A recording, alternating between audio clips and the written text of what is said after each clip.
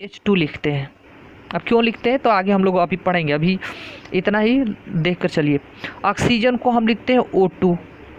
ये जल का सूत्र होता है, हमने इसको सूत्र द्वारा दिखा दिया H2O। तो अब इसको क्या कहेंगे, रासायनिक अभिक्रिया कहेंगे। तो क्या कहेंगे, रासायनिक अभिक्रिया। यहाँ पे हाइड्रोजन 2 है, ऑक्सीजन 1 है, तो यहाँ पे बैलेंस करेंगे, 2 ऑक्सीजन हो गया, 4 हाइड्रोजन, यहाँ पे भी बैलेंस कर लेंगे, ये चीज़ हो गया। इसको कहेंगे रासायनिक समीकरण कहेंगे। अब रासायनिक समीकरण लिखने की विधि, हेडिंग है, हेडिंग डाल लेते हैं, रासायनिक समीकरण लिखने की विधि। रासायनिक समीकरण लिखने की विधि, तो इसको हम नेक्स्ट स्लाइड में लेते हैं, अगले में यहाँ पे देख लेते हैं रासायनिक समीकरण लिखने की विधि। तो रासायनिक समीकरण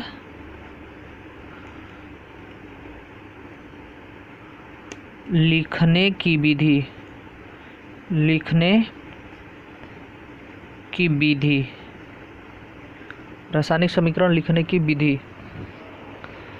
तो इसकी कुछ विधियाँ होती हैं, तो कैसे लिखते हैं, तो पहला ये है रासायनिक समीकरण को कैसे लिखते हैं।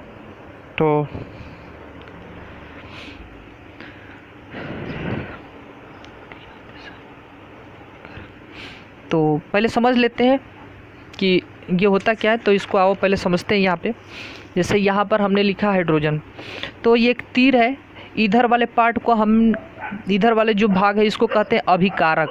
क्या कहते हैं, अभिकारक। अभिकारक किसे कहते हैं, वह पदार्थ जो अभिक्रिया में भाग लेता है। इस तरह वाले को कहते हैं उत्पाद। ये हो गया उत्पाद, जो कि तीर के दाईं ओर लिखी जाती है ये, और अभिकारक क्या है, बाईं ओर लिखी जाती है। तो यहाँ से हम लोग पढ़ेंगे। ये आते यहाँ पर देखते हैं फिर से रासायनिक अभिक्रिया, रासायनिक समीकरण लिखने की विधि। तो इसमें कुछ नियम है, विधि कह लो या नियम। पहला नियम ये है कि अभिकारक को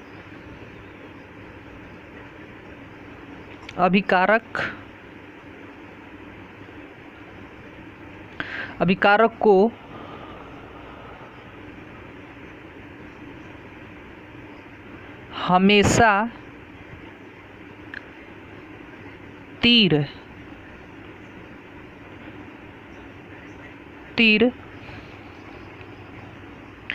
के बाईं ओर लिखते हैं, बाईं ओर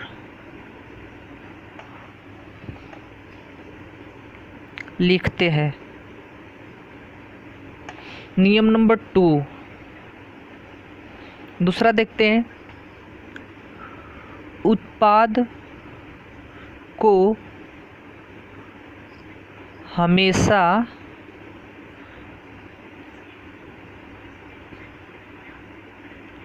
तीर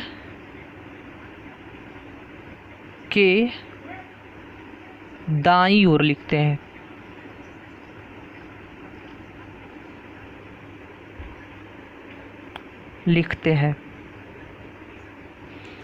यहाँ पर भी छूट गया है, तो यहाँ पे बना लेंगे तीर के। अगला नियम ये है, तीसरा,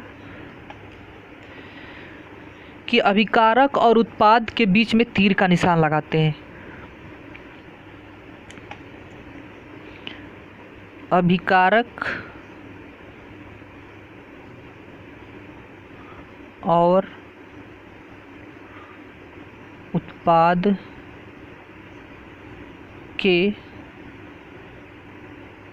बीच में तीर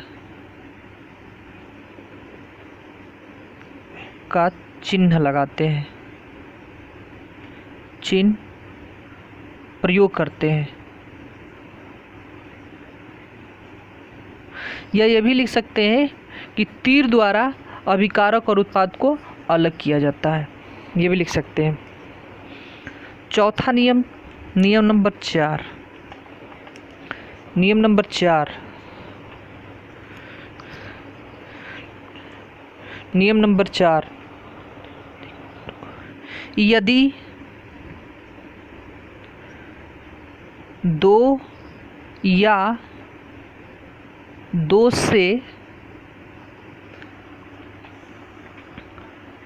से अधिक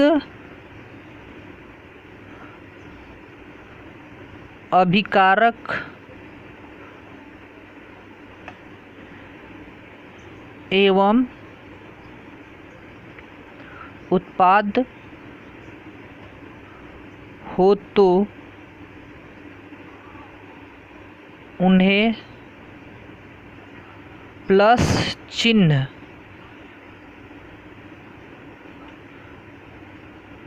द्वारा अलग करते हैं। ये भी लिख सकते हैं या कह सकते हैं कि दो या दो से अधिक उत्पाद हो या अभिकारक हो तो उनके बीच क्या लगाते हैं, प्लस का चिन्ह लगाते हैं। नियम नंबर 5, नियम नंबर 5 देखते हैं।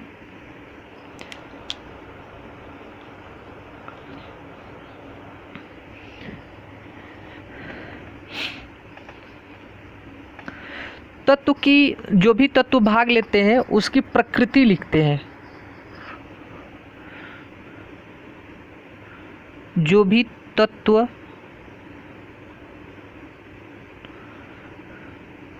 अभिक्रिया में भाग लेते हैं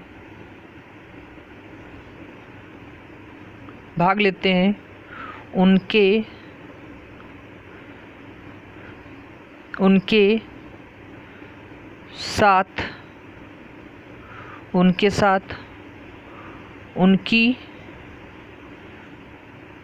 प्रकृति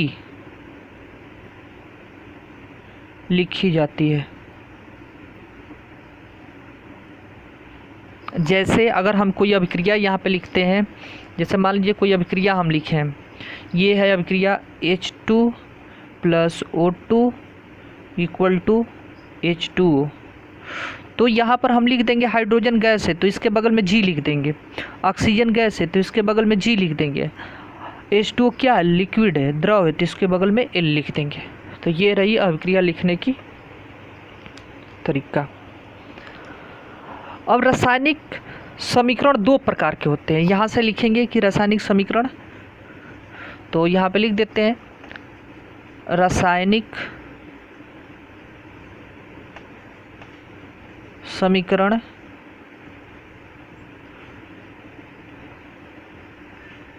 दो प्रकार के होते हैं।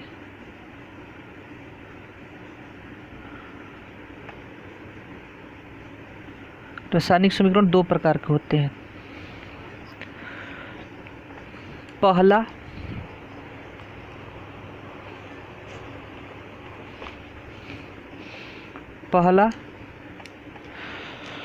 संतुलित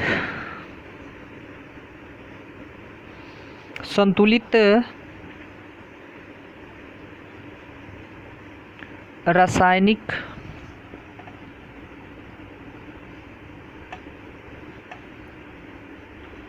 समीकरण और दूसरा होता है असंतुलित रासायनिक समीकरण।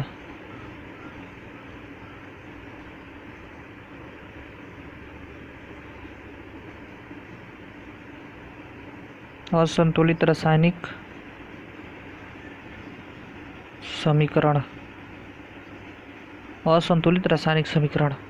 अब किसे कहते हैं संतुलित और असंतुलित रासायनिक समीकरण, तो देख लेते हैं यहाँ पर। जैसे मान लीजिए कि हम यहाँ पर एक एग्जाम्पल लेते हैं H2 + O2 = H2O। इसमें भी वही एग्जाम्पल ले लेते हैं H2 plus O2 equal to H2। अब देखते हैं कि दोनों तरफ अभिकारक में और उत्पाद में जो भी तत्व भाग लिए हैं इनकी परमाणुओं की संख्या कितनी है। तो यहाँ पर देखिए हाइड्रोजन कितना है, 2 है। यहाँ पर ऑक्सीजन के परमाणु कितने हैं, 2 है। यहाँ पर हाइड्रोजन कितना है, 2 है। ऑक्सीजन कितना है, 1 है। तो यहाँ पे क्या दोनों तरफ बराबर है? तो हम कहेंगे कि नहीं, यहाँ पे हाइड्रोजन बराबर है लेकिन ऑक्सीजन बराबर नहीं है। तो इसको बराबर करने के लिए क्या करते हैं, तो सबसे पहले यहाँ पे देखते हैं। तो बराबर नहीं है तो यहाँ पर तो हम इस प्रकार के समीकरण को कौन सा समीकरण कहेंगे? संतुलित नहीं कहेंगे, क्या कहेंगे? असंतुलित समीकरण कहेंगे। तो यहाँ पर लिख सकते हैं कि अभिक्रिया में भाग लेने वाले तत्वों की परमाणु संख्या, यहाँ पे लिखेंगे अभिक्रिया में भाग लेने वाले तत्वों की परमाणु संख्या अभिकारक एवं उत्पाद में बराबर नहीं है, बराबर नहीं है, नहीं है। तो इस प्रकार के समीकरण की क्या कहेंगे? असंतुलित समीकरण कहेंगे। अब संतुलित समीकरण किसे कहेंगे? तो संतुलित समीकरण में देखते हैं यहाँ पर किए क्या है कि यहाँ पर देख रहे हैं कि ऑक्सीजन 1 है, यहाँ पर ऑक्सीजन 2 है। तो यहाँ पर ऑक्सीजन 2 बनाने के लिए हम यहाँ पे गुणा करेंगे, न कि यहाँ पर करते हैं। जब भी गुणा करने वाली बात आती है तो सामने गुणा करते हैं। तो सामने गुणा किए तो ये नहीं कि ऑक्सीजन में हुआ है, इसका गुणा हाइड्रोजन में भी हुआ है, इसलिए यहाँ पर हाइड्रोजन कितना हो जाएगा? 2 और 2 × 4। तो यहाँ पे 4 हाइड्रोजन हो जाएगा, लेकिन ऑक्सीजन कितना हुआ? 2 ही हुआ। तो यहाँ पर हाइड्रोजन 4 हो गया, लेकिन यहाँ पर देखें तो हाइड्रोजन कितना है? 2 ही। तो यहाँ पर भी क्या करेंगे? 2 का मल्टीप्लाई करेंगे। तो 4 हाइड्रोजन इधर भी हो गया, 4 हाइड्रोजन इधर भी हो गया, ऑक्सीजन इधर 2 हो गया, ऑक्सीजन इधर भी 2 हो गया। तो यहाँ पर क्या हो गया? परमाणुओं की संख्या दोनों तरफ क्या हो गई? बराबर हो गई। तो इस प्रकार के समीकरण को क्या कहेंगे? संतुलित समीकरण कहेंगे। तो लिख लेते हैं, अब क्रिया में भाग लेने वाले तत्वों की परमाणु संख्या अभिकारक एवं उत्पाद में क्या है? बराबर होती है। तो यहाँ पे लिख सकते हैं अभिक्रिया में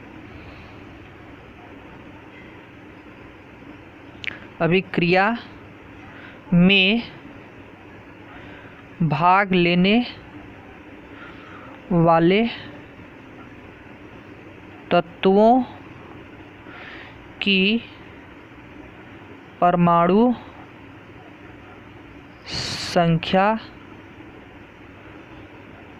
अभिकारक एवं उत्पाद में बराबर है। अतः यह एक संतुलित समीकरण है। तो इस तरह से हम क्या करते हैं? संतुलित समीकरण और रासायनिक समीकरण बनाते हैं। तो ये अब यहाँ पे रासायनिक समीकरण संतुलन के आधार पे 2 प्रकार के हो गया। तो आगे भी हम लोग पढ़ेंगे रासायनिक समीकरण कितने प्रकार के और भी हैं, तो आगे भी हम लोग इसी तरह से पढ़ते रहेंगे। अब आगे यह करेंगे कि रासायनिक समीकरण को संतुलित कैसे करते हैं। रासायनिक समीकरण को संतुलित करेंगे, जैसे कि हमने यहाँ पे 2 लिखा, यहाँ पर 2 लिखा, तो कैसे संतुलित किए, तो यहाँ पर हम सीखेंगे कि रासायनिक समीकरण को संतुलित करना। तो संतुलित करने के लिए हम लोग आगे देखते हैं कैसे संतुलित करते हैं। तो यहाँ से इसको ऐसे कर लेते हैं संतुलित। तो यहाँ पे लिख लेते हैं रासायनिक समीकरणों को संतुलित करना, हेडिंग डाल लेते हैं रासायनिक समीकरणों को संतुलित करना, रासायनिक समीकरण को संतुलित करना। तो हेडिंग है हमारा रासायनिक समीकरण को संतुलित करना। तो हेडिंग डालते हैं रासायनिक समीकरण को संतुलित करना। रासायनिक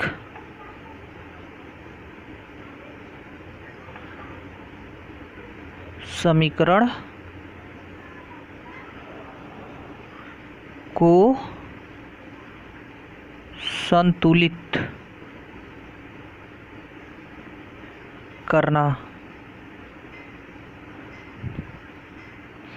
संतुलित करना। तो संतुलित करने से यहाँ पर एक पॉइंट लिखते हैं, नोट में याद रखिएगा, नोट में एक पॉइंट लिखते हैं संतुलित करने के लिए कि अभिकारक में उपस्थित परमाणुओं की संख्या, अभिकारक में उपस्थित परमाणुओं की संख्या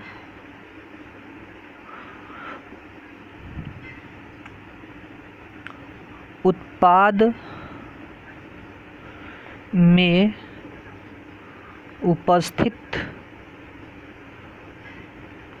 परमाणुओं की संख्या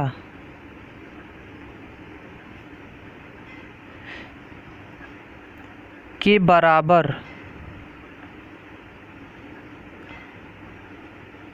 होनी चाहिए, होनी चाहिए। यहाँ पे लिख सकते हैं ये चीज़, यानी तीर के पहले जितने परमाणु होंगे उतने ही परमाणु तीर के बाद भी होनी चाहिए। तो आइए देखते हैं, पहले इस पर प्रैक्टिस करते हैं छोटे छोटे समीकरण से। तो हमारे सिलेबस में हीट एंड ट्रायल विधि है, यानी जांच एवं त्रुटि विधि, तो उसी को देखते हैं किस तरह से हम लोग करते हैं। तो इसमें हम लोग प्रैक्टिस करेंगे धीरे धीरे, एक छोटा छोटा इक्वेशन लेंगे, फिर उसके बाद धीरे धीरे हार्ड इक्वेशन लेते जाएंगे, कठिन समीकरण लेते जाएंगे। तो यहाँ पर देखिए पहला, अगर एक छोटा सा समीकरण लेते हैं, यहाँ पर H2 + O2, ये तीर का निशान H2O। तो इसमें करना क्या है कि यहाँ पर आपको दो भाग में बांट लेना है। इधर जो भी तत्व भाग लिए हैं इसको लिख लेंगे, और इधर जो भी तत्व भाग लिए इसको भी लिख लेंगे। इसमें देखते हैं कि इसमें हाइड्रोजन कितने हैं, 2 है, ऑक्सीजन कितने हैं, 2 है। इधर भी वही चीज़ लिखते हैं, इधर हाइड्रोजन कितने हैं, 2 है, इधर ऑक्सीजन कितने हैं, 1 है। तो अब देखते हैं क्या दोनों तरफ इधर और इधर हाइड्रोजन के परमाणुओं की संख्या बराबर है, ऑक्सीजन की परमाणुओं की संख्या बराबर है। तो हमने ये देखा कि हाइड्रोजन की तो बराबर है लेकिन ऑक्सीजन का बराबर नहीं है। तो अब यहाँ से करेंगे क्या कि हम ऐसी संख्या से गुणा करेंगे कि ऑक्सीजन के परमाणुओं की संख्या क्या हो जाए, दोनों तरफ बराबर हो जाए। तो हम क्या करते हैं, इधर ऑक्सीजन में 2 का गुणा कर देते हैं, तो इधर ऑक्सीजन कितना हो जाएगा, 2। अब यहाँ पर ऑक्सीजन में 2 का गुणा किए, तो ऑक्सीजन में यहाँ से 2 से गुणा करने का मतलब ये है कि ये 2 कहाँ आ जाएगा, यहाँ पर। तो हमने कहाँ लिखे, ये 2 को यहाँ पर गुणा किए, 2 का। तो 2 का हम जब भी बोले हैं कि जब भी गुणा करेंगे तो उनके आगे गुणा करेंगे। तो जब आगे किए हैं तो यहाँ पर ये नहीं कि ऑक्सीजन से ही गुणा हुआ है, यहाँ पर ये हाइड्रोजन से भी गुणा हुआ है। तो यहाँ पर हमने देखा कि हाइड्रोजन कितने हो गए, 4। तो इधर हाइड्रोजन 4 हुए, तो फिर इसमें किसका गुणा करेंगे, 2 का गुणा करेंगे। तो यहाँ पर क्या आ जाएगा, हाइड्रोजन 4। अब देखें कि इधर हाइड्रोजन कितना हो गया, 4 हो गया। अब इधर हाइड्रोजन कितना है, 2 है। तो इधर भी क्या करेंगे, 2 का मल्टीप्लाई कर देंगे, तो यहाँ भी कितना हो जाएगा, 4। तो यहाँ भी 2 का। अब ये नहीं कि ऑक्सीजन में कर देंगे, ऑक्सीजन तो 2 है, इधर भी 2 है। अब इस तरह से क्या हो गया, समीकरण हमारा बैलेंस हो गया। आगे एक ठो और भी देखते हैं, जैसे मान लीजिए हमारे पास और एक छोटा छोटा इक्वेशन लेकर चलते हैं हम। अगला पॉइंट हम देखते हैं HCl, एक लेते हैं हाइड्रोक्लोरिक जैसे निर्माण होता है, H2 + Cl2, इसको निर्माण करेंगे तो ये क्या बनेगा, HCl बनेगा, HCl। तो हमने कहा कि दोनों तरफ परमाणु लिख लेते हैं, ये इधर हाइड्रोजन है, इधर क्लोरीन है, इधर भी हाइड्रोजन है, इधर क्लोरीन है। इधर हाइड्रोजन कितना है, 2 है, इधर क्लोरीन कितना है, तो 2 है। इधर हाइड्रोजन कितना है, 1 है, क्लोरीन कितना है, 1 है। तो हम देख रहे हैं कि दोनों क्या है, बैलेंस नहीं, दोनों बैलेंस नहीं है, ना हाइड्रोजन बैलेंस है, संतुलित है, ना क्लोरीन संतुलित है। तो इसमें से किसी को भी संतुलित कर लेते हैं पहले। तो अब करते हैं, हाइड्रोजन को करते हैं या क्लोरीन को करते हैं। तो क्लोरीन इधर 2 है, इधर 1 है, तो क्या करें कि इधर 2 क्लोरीन हो जाए, तो हमने 2 का इसमें गुणा कर दिया, तो क्लोरीन कितना हो गया, 2 हो गया। तो 2 का गुणा किए तो ये पूरा इधर 2 का गुणा इसमें होगा। अब देखो जैसे यहाँ पे 2 का गुणा किए तो हाइड्रोजन में भी 2 का गुणा हो गया, तो यहाँ भी क्या करेंगे, 2 का गुणा कर देंगे, इधर हाइड्रोजन 2 हो गया। अब देखिए 1 में गुणा किए तो दोनों क्या हो गए, बैलेंस हो गए। और इक्वेशन लेते हैं तीसरा, छोटा एक और इक्वेशन है Na प्लस Cl, ये क्या बनाएगा, Cl2 होगा, Na प्लस Cl2 ये बनाएगा NaCl। अब देखते हैं इधर वाले तत्व लिखते हैं, Na है और Cl है। इधर क्या है, इधर भी Na है और क्लोरीन है। इधर Na कितना है, 1 है, इधर क्लोरीन कितना है, 2 है, इधर सोडियम कितना है, 1 है, इधर Cl कितना है, 1 है। अब क्या करें कि दोनों बराबर है, तो सोडियम तो देख रहे हैं कि बराबर है, तो हम क्या करते हैं, क्लोरीन को ही बराबर करते हैं। तो इधर क्लोरीन 2 है, तो इधर क्लोरीन 1 है, तो इसमें कितना से गुणा करें कि इधर भी क्लोरीन 2 हो जाए। तो हम देख रहे हैं कि 2 से गुणा करने पर इधर क्लोरीन कितना हो गया, 2। अब ये 2 का गुणा इस पूरे में होगा, तो यहाँ पे सोडियम भी 2 हो गया, तो इसलिए यहाँ पर 2 का गुणा करेंगे। एक चीज़ और देख सकते हैं कि नीचे जब 2 का गुणा करेंगे तो ऊपर भी 2 का गुणा करते हैं, ये चीज़ है। अब यहाँ पर सोडियम 2 हो गया, तो इधर भी क्या करेंगे, 2 का गुणा कर देंगे, तो ये भी कितना हो जाएगा, 2, तो यहाँ पे 2 लिख देंगे। तो इस तरह से आपका ये हो गया तीसरा इक्वेशन। एक और थोड़ा सा और एक इक्वेशन लेते हैं, चौथा पॉइंट देखते हैं। Mg इक्वेशन है हमारे पास, Mg प्लस HCl, ये बनाएगा आपका MgCl2 प्लस हाइड्रोजन गैस बनाएगा, अब दोनों तरफ की तत्वों को लिखते हैं। इधर Mg हो गया, H हो गया, Cl हो गया, इधर Mg हो गया, हाइड्रोजन हो गया, Cl हो गया। इधर Mg कितना है, 1 है, इधर Mg कितना है, 1 है, इधर हाइड्रोजन कितना है, 1 है, इधर हाइड्रोजन कितना है, तो 2 है, इधर क्लोरीन कितना है, तो 1 है, इधर क्लोरीन कितना है, तो 2 है। अब चाहे हाइड्रोजन को संतुलित करो या ऑक्सीजन को संतुलित करो, क्लोरीन का संतुलित करो, किसी को भी संतुलित कर सकते हैं। लेकिन एक चीज़ यहाँ पे ध्यान दीजिएगा, जब थोड़ा सा और डिफ़िकल्ट इक्वेशन होने लगे तब ये चीज़ ध्यान दें। अब देखते हैं कि कौन सा तत्व ज़्यादा बार आया है, भीड़ एरिया में है, जिसको कह सकते हैं भीड़ में है। तो यहाँ पे क्लोरीन भी हाइड्रोजन के साथ है, यहाँ पे क्लोरीन मैग्नीशियम के भी साथ है। तो सबसे पहले हम क्या करते हैं, क्लोरीन को संतुलित करते हैं। तो इधर क्लोरीन देख रहे हैं 2 है, तो इधर भी हमको 2 बनाना पड़ेगा। तो यहाँ भी क्या लिखे, 2 का गुणा कर दिए। अब 2 का गुणा किए तो क्लोरीन इधर किस में, Mg में, किसी इसमें, तो इसमें, तो यहाँ गुणा करेंगे 2। अब इधर देख रहे हैं हाइड्रोजन पहले है, तो हाइड्रोजन कितना हो गया, 2 हो गया, हाइड्रोजन 2 हो गया, तो इसमें भी क्या करेंगे, 2 का गुणा कर देंगे, यहाँ पे क्या आ जाएगा, 2। हाइड्रोजन क्लोरीन बराबर हो गया। मैग्नीशियम भी क्या हो गया, इधर भी 1, इधर भी 1, मैग्नीशियम भी आपका बैलेंस हो गया। इस तरह से समीकरण को बैलेंस करेंगे। तो आगे आते हैं और कुछ समीकरण लेते हैं, जैसे मान लीजिए हमारे पास और भी समीकरण है, अच्छे से समीकरण लिखे हैं। अब इधर कितना था,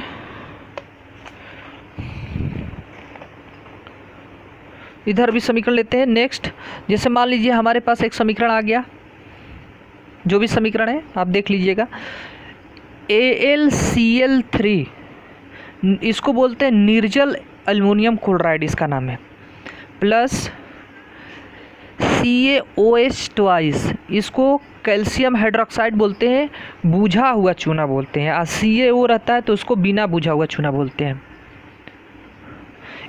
जब ये आपस में रिएक्शन कराते हैं तो ये बनता है एल्युमिनियम हाइड्रोक्साइड, AlOH थ्राइस। इसका क्या करते हैं, रेनकोट बनाने में काम लेते हैं, प्लस CaCl2। चलो यहाँ पे देखते हैं, फिर वही नियम अपनाते हैं। देखो ये जितना प्रैक्टिस करोगे आप ना, उतना ही आपको आएगा। तो यहाँ पे ले लेते हैं, इधर तत्व लिखते हैं एल्युमिनियम, क्लोरीन, कैल्शियम और यहाँ पर OH एक साथ लिखेंगे क्योंकि OH यहाँ भी एक साथ है, यहाँ पर भी OH एक साथ है। इधर देखते हैं, लिखते हैं एल्युमिनियम, क्लोरीन, कैल्शियम, OH। अब इधर देखते हैं एल्युमिनियम कितना है, तो इधर एल्युमिनियम 1 है, क्लोरीन कितना है तो 3 है, कैल्शियम कितना है तो 1 है, हाइड्रोक्साइड इसको हाइड्रोक्साइड भी बोलते हैं, हाइड्रोक्साइड कितना है तो इधर 2 है, इधर एल्युमिनियम कितना है तो 1 है, क्लोरीन कितना है तो 2 है, कैल्शियम कितना है तो हम कहते हैं इधर कैल्शियम 1 है, इधर हाइड्रोक्साइड कितना है तो 3 है। अब चलो देखते हैं, अब यहाँ पर देखते हैं कि कौन कौन संतुलित है। तो एल्युमिनियम संतुलित है, कैल्शियम संतुलित है, असंतुलित कौन है क्लोरीन और हाइड्रोक्साइड। इधर क्लोरीन 3 है तो इधर 2 है, इधर हाइड्रोक्साइड 2 है तो इधर 3 है। इसको संतुलित करते हैं। तो सबसे पहले हम संतुलित कर लेते हैं क्लोरीन को या हाइड्रोक्साइड को, किसी को भी संतुलित करो, इसमें आपकी मर्जी है। तो अगर हम इधर हाइड्रोक्साइड को संतुलित करते हैं तो इधर हमको हाइड्रोक्साइड, इधर 3 है इधर 2 है, तो किस चीज़ का इधर 2 में मल्टीप्लाई करें कि 3 आ जाए, तो ऐसा तो इम्पॉसिबल है। तो इम्पॉसिबल है तो क्या करते हैं, इस तरह से कंडीशन में 2 और 3 का क्या लेते हैं, लसा ले लेते हैं, लसा ले लेते हैं। तो 2 और 3 का लसा कितना हो गया 6 होता है। अब 2 में किसका मल्टीप्लाई करें तो 6 आए, तो हमने देखा कि 3 का मल्टीप्लाई कर देते तो 6 आता है, और इधर 3 में कितना का मल्टीप्लाई करेंगे तो 6 आए, तो 2 का मल्टीप्लाई कर दिया। चलो जहाँ OH है वहाँ पे 6 का मल्टीप्लाई कर देते हैं, 6 का नहीं 3 का मल्टीप्लाई करते हैं, तो यहाँ पे 3 का हमने मल्टीप्लाई कर दिया। इधर जहाँ OH है वहाँ पर किसका मल्टीप्लाई करते हैं 2 का मल्टीप्लाई कर दिया।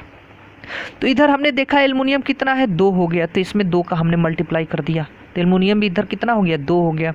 इधर कैल्शियम कितना है 3 है, तो इसमें हमने क्या किया 3 का मल्टीप्लाई कर दिया, इधर 3 हो गया, कैल्शियम 3 हो गया। अब यहाँ पर आती बात है क्लोरीन की, इधर एल्युमिनियम 2 हो गया, तो इधर भी हमको एल्युमिनियम को क्या करना पड़ेगा 2 बनाना पड़ेगा, तो 2 का मल्टीप्लाई कर दिया। अब रही बात क्लोरीन की, क्लोरीन, तो क्लोरीन में हम क्या करते हैं इधर 2 का गुणा करते हैं तो यहाँ भी 6 आ जाएगा, इधर 3 का गुणा करते हैं यहाँ भी क्या आ जाएगा 6 आ जाएगा।